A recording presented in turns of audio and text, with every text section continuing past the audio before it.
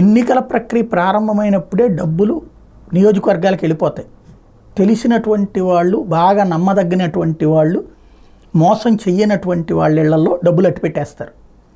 కొన్ని చోట్లయితే నేను క్రిందటిసారి కనుక్కున్నది, అంతకుముందుసారి కనుక్కున్నది, కొన్ని గమనించింది కూడా ఏంటంటే, కొన్ని చోట్ల అపార్ట్మెంట్లో ఫ్లాట్లు అద్దెకో కొనుక్కోవడమో చేసేసి అందులో ఏది కబ్బోర్డ్లు ఎక్కువగా ఉండేటువంటి చోట్ల తీసుకుని అందులో తీసుకెళ్ళేసి డబ్బులు పెట్టేయడం అన్నటువంటిది జరిగేది.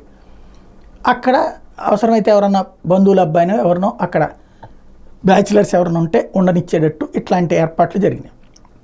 ఇప్పుడు వచ్చేటప్పటికి మరి అట్లాగే జరిగిపోయి ఉండాలి అనుకున్నా నేను. కానీ నిన్న కదిర్లో 2 కోట్ల రూపాయలు అభ్యర్థికి సంబంధించినటువంటి వెహికల్లో వెళ్తూ ఉండగా పట్టుకున్నారంటే మన ఇదివరకటికి మళ్ళీ కార్యకర్తల మీదన, నాయకుల మీదన, లేకపోతే లోకల్ వ్యాపారుల మీద నమ్మకాలు లేకపోయిండొచ్చు, లేదా అధికార యంత్రాంగాలు పట్టుకుంటున్నారని ఇదివరకటికి మళ్ళీ లేవు ఇప్పుడు పరిస్థితులు. మొత్తం వాళ్ళ మీద కేసులు, అరెస్టులు, ఈడీలు చుట్టూ తిరగాలి, ఇన్కమ్ ట్యాక్స్ వాళ్ళు చుట్టూ తిరగాలి, సిబిఐల చుట్టూ తిరగాలి. ఈ దరిద్రం అంతా ఎందుకని నెత్తిని పెట్టుకోవట్లేదు అనుకుంటా. డబ్బు ఉన్నటువంటి వాళ్ళ దగ్గరే పెట్టాలి. ఎందుకంటే ఎవరు వేరే వాళ్ళ దగ్గర పెట్టేస్తే వాళ్ళ తర్వాత డబ్బులన్నీ ఎత్తుకుని పోతే వీళ్ళకి దిక్కుమొక్కుండు. కాబట్టి ఇట్లాంటి వాళ్ళ దగ్గరే పెట్టారు. వీళ్ళకేమో ధైర్యం చేయట్లేదు అనుకుంటా. అందుకని క్యాష్ ట్రాన్స్ఫర్ అన్నటువంటిది ఇప్పుడు పెట్టుకున్నట్టు కనబడుతుంది. వైసీపీ వాళ్ళు ముందే పెట్టుకుని ఉంటారు కాబట్టి వాళ్ళు ప్రభుత్వంలో ఉన్నవాళ్ళు కాబట్టి వాళ్ళు డబ్బులు ఎత్తుకుని పోరు అనేటువంటి ధైర్యం ఉండొచ్చు.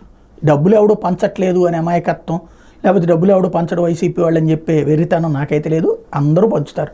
కాబట్టి తీసుకోవడం మంచిదా కాదా, నైతికమా అనైతికమా, ఈ చర్చ ఎవరికి వాళ్ళు చేసుకోవచ్చు. ఎందుకంటే దాంట్లో మనం సర్టిఫికెట్లు ఇచ్చినంత మాత్రం ఎవరు మారరు.